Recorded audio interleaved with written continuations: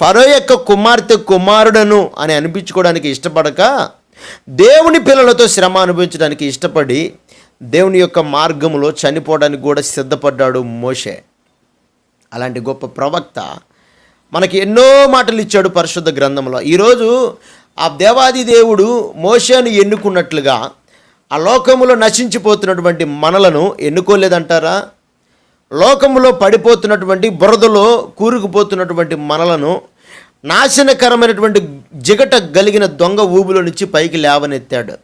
ఈరోజు నీవు నేను చేయాల్సిన పని ఏందయ్యా అంటే, మనము క్రీస్తు కొరకు ఏర్పరచబడ్డాం కనుక, క్రీస్తు పిల్లలంగా ఉన్నాం కనుక ఈ లోకాన్ని సమస్తము పెంటతో ఎంచుకోవాలా.